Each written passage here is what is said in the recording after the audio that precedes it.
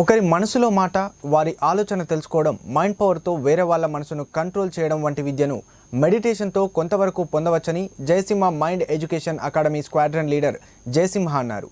తనకు ఎలాంటి అద్వితీయ శక్తులు లేవని, ఎదుటివారి మనసును ఒక నిమిషం పాటు ఏమరపాటుకు గురిచేసి శరీర కదలికలు, ముఖ కవలికల సాయంతో వాళ్ళు మాట్లాడే మాటలను బట్టి ఊహించవచ్చన్నారు. రానున్న రోజుల్లో మరిన్ని పరిశోధనలు చేసి మైండ్ రీడింగ్ ప్రక్రియలను చేస్తా అని పేర్కొన్నారు. సికింద్రాబాద్ హరి హర కళా భవన్లో super natural mind reading entertainment కార్యక్రమాన్ని నిర్వహించారు. ఈ కార్యక్రమంలో స్క్వాడ్రన్ లీడర్ జయసింహ అద్భుతమైన ప్రదర్శనను ఇచ్చారు. ఈ సందర్భంగా ఆయన మాట్లాడుతూ భారతదేశంలోనే కాకుండా పలు దేశాలలో విద్యార్థులకు, పెద్దలకు శిక్షణ ఇస్తున్నామన్నారు.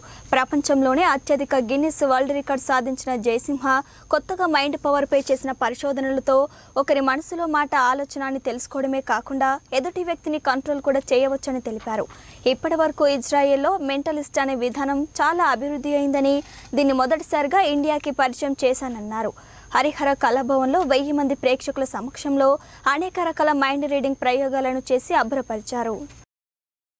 ఒక మనిషి మైండ్ రీడ్ చేయగలుగుతామా అంటే బుక్ రీడ్ అయితే anybody can do, mind reading possible అవుతుందా, అసలు ఈ మైండ్ ఇల్యూజన్ అంటే ఏంటి అనే కాన్సెప్ట్ పైన ఒక ఎంటర్టైన్మెంట్ వేగా ఒక షో చేస్తున్నాను. మన మైండ్ వేరే వాళ్ళ చేతిలో రిమోట్ ఉంటుంది.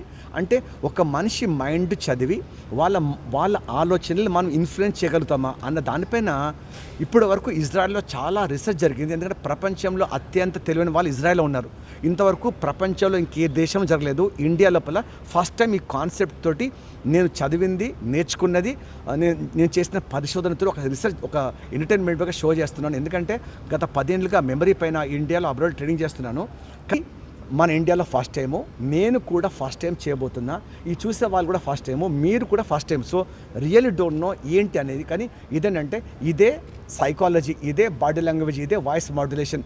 అంటే ఒక మనిషి బాడీ లాంగ్వేజ్ని బట్టి, వాయిస్ మాడ్యులేషన్ బట్టి, అతని ఆహాభావాలను బట్టి, అతని సైకాలజీని బట్టి మనం కొన్ని ఊహించగలుగుతాం కదా. అలా ఒక మనిషిని ఊహించేసి మనం ఏది ఎప్పుడు చెప్పాలి, చెప్పొద్దు, ఆ మనిషితో ఒక మాట అనిపించాలంటే ఎట్లా అనిపించాలి అన్నదే ఈ ఒక చిన్న ప్రోగ్రాము.